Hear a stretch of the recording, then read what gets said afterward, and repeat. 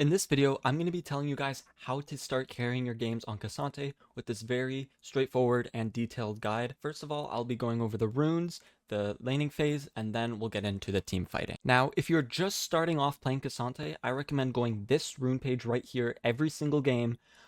There's no question about it. You're going to want Second Wind and Biscuits to combat the laning phase.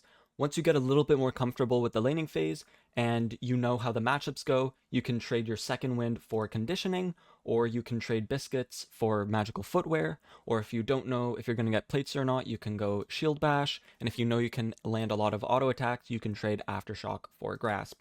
But these things come with time, so for now, I would run this rune page every single game until you're comfortable with knowing what you want. Next up, we have the laning phase. There's multiple different things you want to keep in mind when you're laning as Cassante. You heavily want to prioritize keeping the wave near your tower. This is because Cassante has a lot of mobility and he can displace his enemies very, very easily. So by keeping the wave near your tower, if the opponent slips up even a tiny little bit, you can knock them under your tower and get a completely winning trade or a kill. Now, before level 6, you want to avoid trades that will go longer than 1 to 2 seconds. This is because Cassante is heavily better in the shorter trades, either with a Q auto or a W Q auto or any iteration with your Q or your W. After your Q or your W goes on cooldown, you want to back out immediately. You do not like extended fights, so make sure to once again keep the wave near your tower so you can control the flow of the trades more easily. Another good rule of thumb for Cassante is to make sure when you are walking up, you have your Q3 available or your E is up. Now, these two abilities will allow you to escape a fight from your opponent if they try to engage on you or do something. If your E is on cooldown or you don't have your Q3 up, then I do not recommend walking up. Just try and stand as far back as you can and catch CS with your Q. If the enemy looks to engage on you, then you can use your W. But overall, you want to be playing very passive, very safe before level 6. And once you're level 6, things take a change.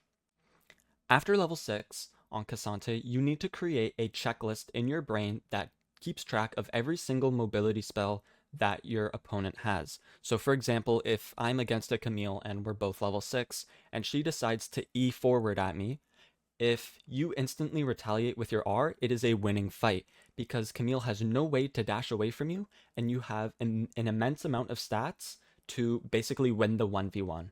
However, if Camille has her flash, then I wouldn't be so quick to ult because it's not exactly a free kill yet. If the enemy doesn't have their mobility spell or their flash or their ult, then it is a completely winning fight for you, and you also need to make sure that you are able to run them down with your R as well and time your W for their big damage spells. So for example, a Gnar third hit passive or a Yone Q3, make sure you use your W for those vital abilities that your opponent will fight back with.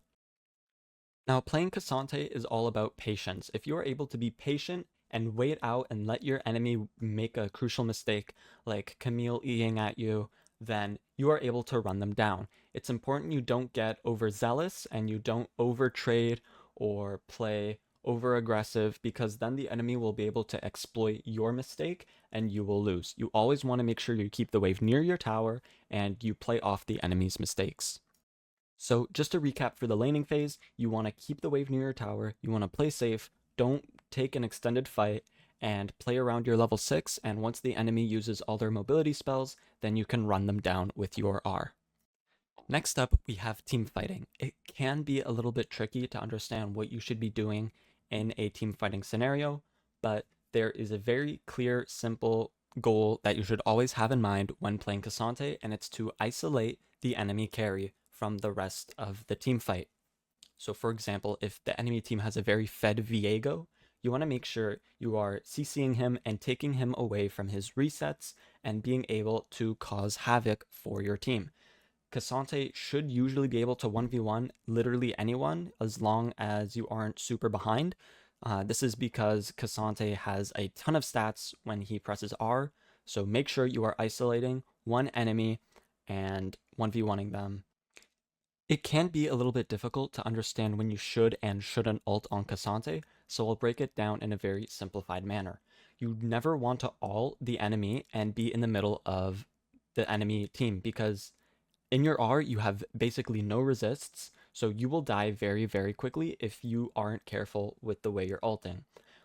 First, try and tank a little bit of damage, let's say like 30 to 40% of your health bar, and then you want to usually ult after you reach that threshold because you don't want to lose a big chunk of your health and you don't want to ult too fast. There are some special cases where you want to ult instantly, let's say the enemy is mispositioned and you can get a good ult into your ally team, then go for it. However, usually you want to be holding your ult after you've lost 30 to 40% of your HP, and almost always you want to try and get the enemy near a piece of terrain.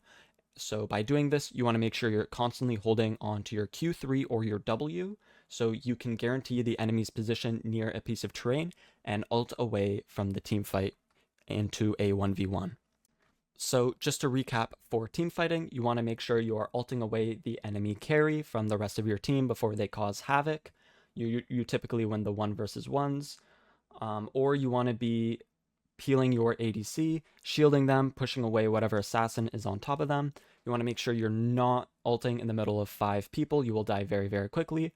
And you want to make sure you hold a displacement spell, whether that's your Q3 or your W, to guarantee an enemy near a piece of terrain, which you can then ult them over to create a 1v1 scenario. Now, let's say if you can't isolate the enemy carry, let's say it's a Tristana ADC, and you can't get on top of them, then your next goal is to peel your ADC. You want to make sure you are keeping them free of harm from the enemy assassins. Let's say the enemy team has a Kha'Zix, and you have a very fed Sivir. You want to make sure you're shielding Sivir when the Kha'Zix appears out of invis, and pushing him away with your W. And after you push them away with your W, you can either follow up with your R, or just keep peeling your ADC. If you guys are new around here and you didn't know, I'm currently ranked number 1 and number 2 Cassante in North America. So if you guys want to go learn my secrets, you can catch me over at twitch.tv/Aatreus. I'm also currently ranked number 2 in the world.